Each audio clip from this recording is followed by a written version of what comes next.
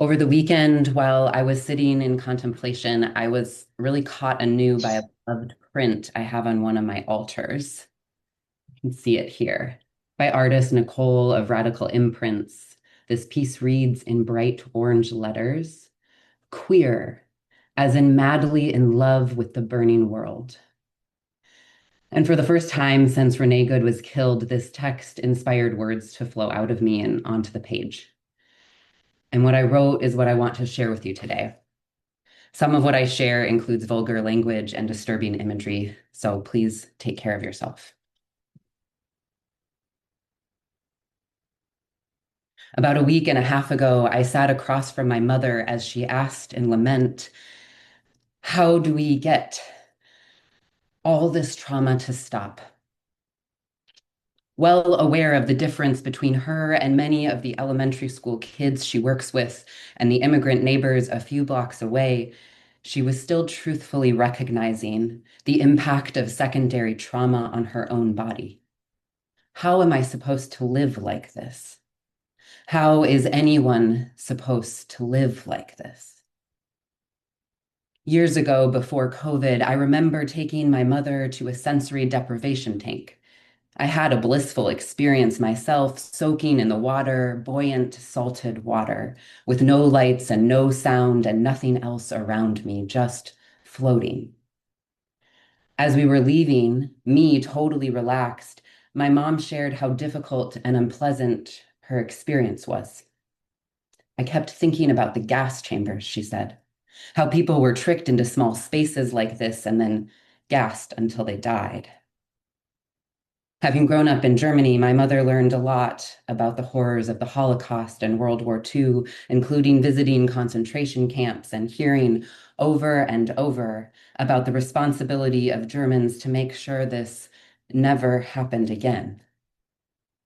I remember feeling startled, but also inspired that for my mother, the horrors of the Holocaust concentration camps were so close in mind.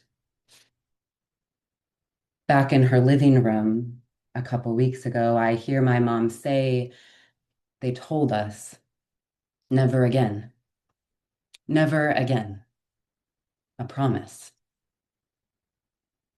This past Sunday, I went to pick up the worker I've been giving rides to every morning, and it happened, the thing I have been fearing. He wasn't there. And I hadn't received any messages telling me why he shouldn't be. My stomach dropped, my body started to shake, and I could feel the grief welling in my eyes. Fuck.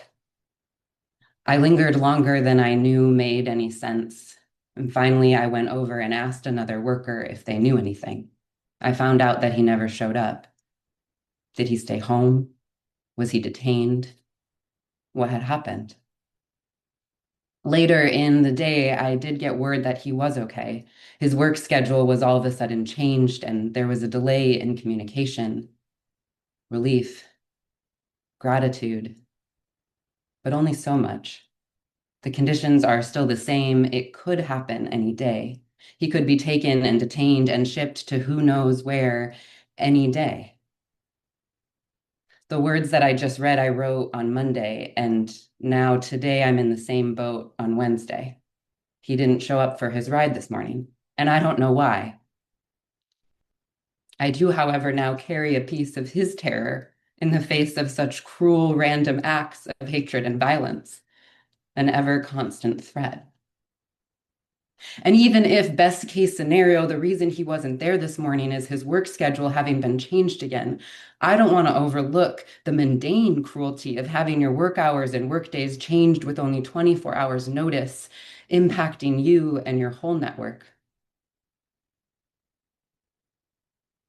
Since the fall, the beginning of the QVS year, I have been talking with the fellows here in Minneapolis about the possibility of living under direct occupation of our federal government. And here we are. The rhythm of daily life so corrupted by the constant knowing that someone is next to disappear. And it might be someone you know or someone your neighbor knows, and it most certainly will be someone you love, known or unknown. the rhythm of daily life, unable to escape the cruel absurdity that the richest in this country who profit mightily on the exploitation of migrant and poor workers working graveyard shifts and long hours with low pay are just so content to say, hey, let's profit twice or thrice. Not only exploit their labor and being, but also to criminalize them for the position they are in and incarcerate them for even cheaper labor and accumulation of our own wealth and political power. Well, my mother is correct that these conditions are in many ways similar to pre-World War II. It's not all they are similar to. In response to someone else saying incredulously that what's happening right now in the US feels like Germany in the 1940s, as if we should be beyond all that, a friend of mine responded, it's also like the US, when slavery was legally abolished but not enacted, and for around 50 years, Black people continued to be lynched, and officers and politicians looked the other way or participated themselves.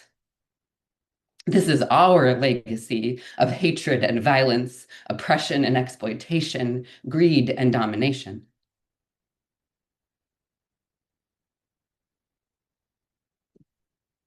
The other day, I saw a light-hearted meme reading, "Who would have guessed the revolution would start in Minnesota?" I smiled, but the humor didn't really reach my eyes. While Minnesota certainly has a complicit racist history with many things yet to be accounted for, right now, politically and socially, Minnesota represents so much against the current administration.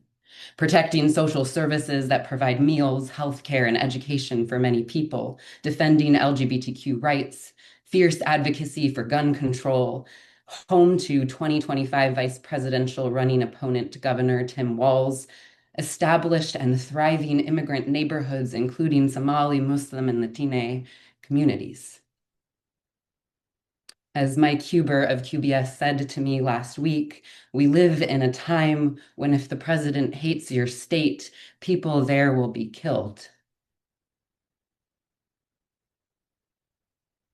In a harrowing interview, Patty O'Keefe, a 36-year-old white Minneapolis resident and American citizen detained by ICE, reported an ICE agent saying to her, "You guys got to stop obstructing us. That's why that lesbian bitch is dead," referring to Renee Good. This line, one among many, many horrible acts right now, hits me personally. With the boot of occupation crushing down on us, I know for myself it feels mad to be living queerly out loud. While heated rivalry displaying queer romance, joy, and love may wonderfully be the hit HBO show right now, the popular consumption of queer media neither quells the reality that this country is not safe for queer or trans people either, nor the fears right at the surface of our conversations and in our hearts about whether we will have to leave or live underground again in the near future. It's quite mad to be queer right now. And maybe it always has been. Mad to love in a way that defies how bodies are supposed to perform gender, romance, attraction. Mad to love in a way that defies the institutionalized insistence that wealth and social control ought to be maintained through a narrow definition of family. Mad to love in the midst of hatred and violence. Mad to love your people so much that you risk to dream of new worlds and equitable cities and people power building communities and organizations that help us all to thrive. Mad to love, period. I have learned to love madly because I'm queer, because to be in my body and love who I love inherently transgresses and transcends what has been normatively prescribed as good and valuable. I have learned to love madly in order to survive. I have learned to love madly in order to dream, in order to organize political power for the people, in order to build relational networks of mutual care and belonging. I have learned to love madly in order to allow myself to savor the moments of inbreaking, the moments of exquisite joy and harrowing compassion and extraordinary kindness and incomprehensible love. And there are many reasons to love madly. I'm sure you have your own. Right now, there are countless horrors, from the anxiety of someone not being present at the agreed upon pickup time to the terrible reality that right now, people are being beaten and tortured. And the ever-present fear, are they gone? Is this person whom I know, whom I love, gone? I could describe these moments as soul-crushing, but as I was writing this, I remembered that it's anything but. Being torn open because I love makes me feel incredibly alive. The pain of love is evidence of the connectedness of our souls to each other and what is greater than us. Feeling the pain of loving my people, my neighborhood, my community, my neighbors whom I have not yet met, my city, my home state, this place, this sacred place, is what reassures me that I have not become a shadow of a self, that I am still alive. To love, to really love, is to love madly. And that is, I believe, our legacy and our call. As people who are spiritually inclined and or religiously committed, we have inherited the call to live as in madly in love with the burning world. Live as in madly in love with the burning world. So I ask you to pause and remember who and what has taught you to love beyond reason. In what small and big ways do you practice loving madly? How do you continue to dare to love even knowing the pain your love will inevitably bring? How do you love this world when it's devastatingly broken open?